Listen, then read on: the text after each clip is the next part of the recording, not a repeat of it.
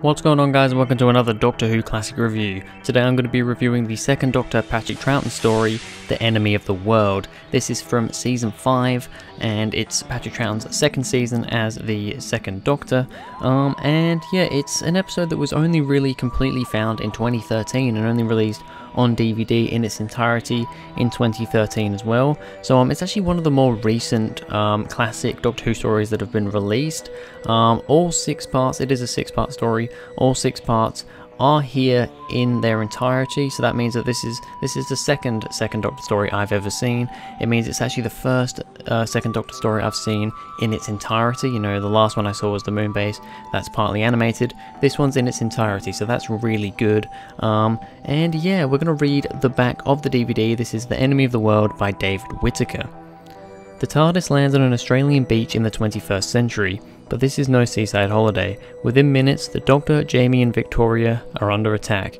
They soon discover that the Doctor bears a startling resemblance to Leader Salamander, a would-be dictator intent on world domination. Before long, the Doctor and his companions are plunged into a dangerous game of espionage, intrigue and deceit as they face off against the enemy of the world. So yes, it's actually a story that doesn't have a monster in it. It has a villain, which is a human villain that looks like the Doctor. So it's one of the pretty rare cases where there's actually not an alien or any type of monster in this story at all. It's all humans and of course Time Lords with the Doctor. And yeah, no aliens at all. So that's definitely an interesting aspect. I've not seen many stories like this, so yeah, something a little bit different. So let's start off with the cast. First of all, we've got Patrick Troughton as the second Doctor. Absolutely amazing. Patrick Troughton does an amazing performance in this story. Like I said, this is only the second time I've seen him in his own story. However, he's really, really good once again here. Just a couple of funny moments.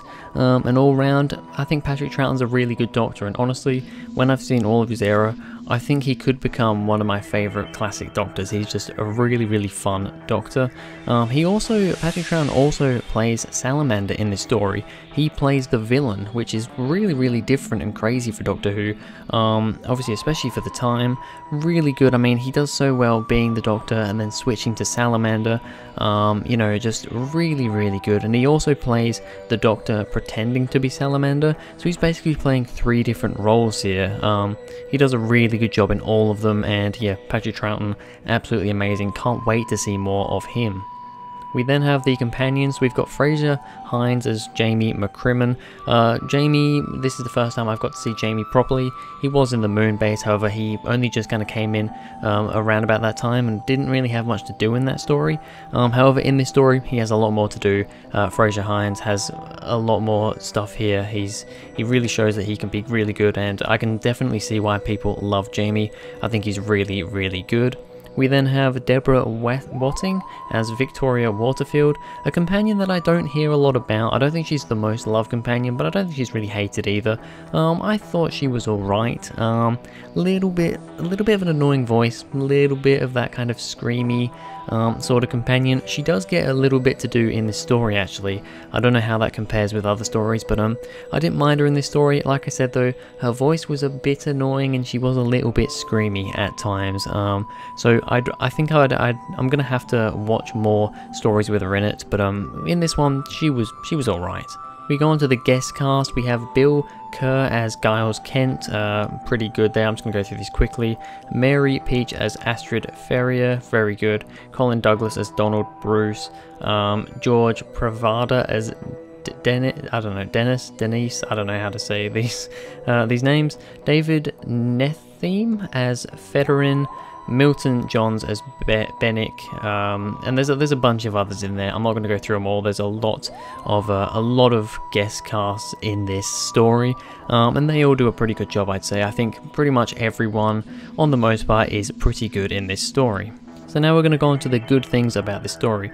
First of all, the Doctor acting silly in the water. I mean, this episode starts with the TARDIS landing on the beach in Australia, and the Doctor goes for a little swim, and I think this is really what Patrick Troughton's Doctor is. He's absolutely bonkers. He just goes running into the water, takes his clothes off basically, and just goes swimming in the water, and it's just, I reckon this is what Patrick Troughton's Doctor is, and it's really good. Really funny little moment, just really good. I don't think it'd work with a lot of Doctors, but with Patrick Troughton's Doctor, works perfectly well. Part 1 starts with plenty of action, so yeah, like I said, it starts off with that, but that doesn't last too long. Very quickly he comes out of the ocean, and they end up getting shot at by what ends up being humans on this kind of hovercraft, because they're trying to track down Salamander and kill Salamander. Well, the Doctor looks like Salamander, so that all happens. So yeah, really good, because, part 1s can often be quite slow in Classic Who. However, this part 1, really good. Action gets started straight away. Exactly, with this being a 6-parter as well, I was kind of expecting, oh, it's not going to get started for a bit, but no, it gets started straight away, and I love that. Like I briefly mentioned before, Patrick Troughton does a great, considering he's playing basically 3 roles. He's playing the Doctor, he's playing Salamander, and he's playing the Doctor pretending to be Salamander. He does an awesome job in all 3 of those roles. I've already, briefly talked about that, so I won't go too much into that, but I mean, yeah, Patrick Troughton, I mean, he is the star of this episode, I mean, the Doctor's the star of the episode all the time, pretty much, but in this story especially, Patrick Troughton, the Doctor, he's, Salamander, he does a great job. He does an absolutely phenomenal job. Jamie and Victoria get plenty to do. Yeah, Jamie and Victoria get quite a lot to do. I've always said that I thought in classic stories the companions never really got too much to do, but I don't know if it's just the episodes that I've been picking out or what, but every kind of classic story I've been watching recently has actually had the companions doing something relatively interesting and important. Maybe I'm just picking the best stories for that, but yeah, once again, Jamie and Victoria, they get plenty of stuff to do here, so that's a lot of fun. So it's nice watching them and all that good stuff. 6 parts feels long, but it's actually needed for all the information. So yeah, I'm personally more of a fan of 4-parters. I think 4 parts is the best amount of time for classic Doctor Who. It's kind of the sort of, around about the sort of time you'd expect for a new series 2-parter, and I think that's pretty good. 6-parters I find sometimes drag a little bit. This one in some places kind of felt like that, but at the same time when I thought about it I was like, no, you know what, 6-parters is fine for this. The amount of information that gets relayed and, told to us in this story, 6 parts is kind of needed, or else with 4 parts, or even probably 5 parts, it would have felt really rushed together. So I think the 6 parts was actually necessary, and yeah, it actually worked really well. It made me feel like it was going a bit long, but it really didn't, to be honest. I never really got bored throughout the story, so that's something, I suppose. The twist that Kent was working with Salamander. Yes, basically Kent, Giles Kent I believe it is, who was really working with the Doctor and all that at the start to try and supposedly take down Salamander. It turns out that was all a setup and he was actually working with Salamander. I thought this was a really great twist, but when Salamander didn't need him anymore, he decided to kill him. I thought that was a really cool moment, a nice little twist there. I wasn't expecting it. And yeah, thought that worked out really well.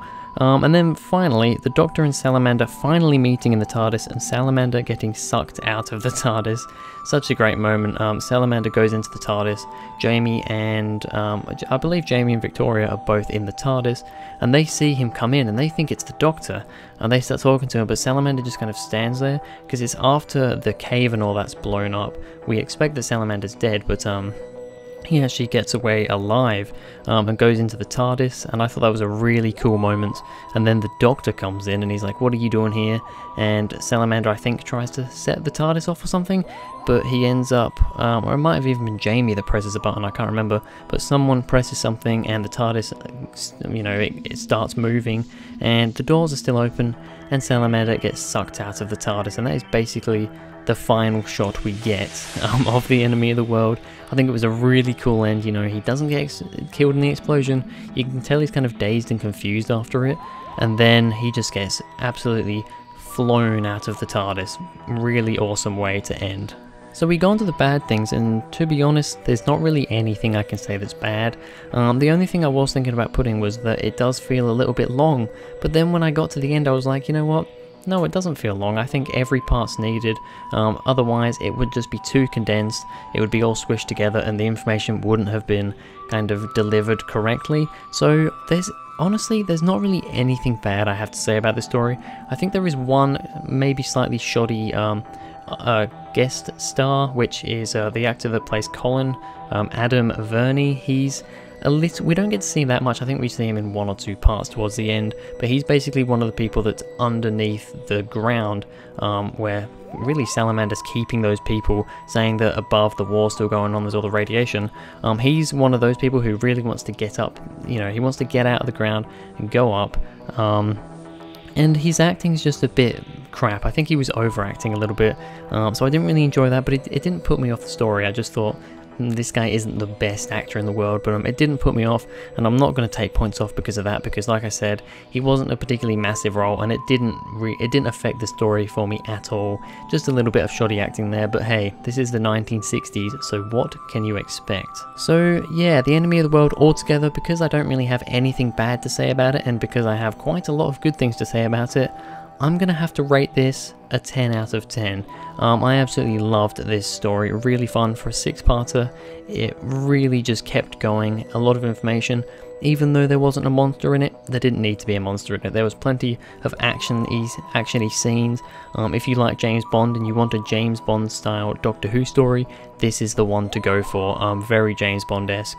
And I'm personally not really into James Bond, never really got into it, but I think this Enemy of the World is a fantastic story. Like I said, I give it a 10 out of 10. But anyway, that's going to be it for this video, guys. Thank you very much for watching. If you enjoyed, please go ahead, like and subscribe, and I'll see you guys in the next video.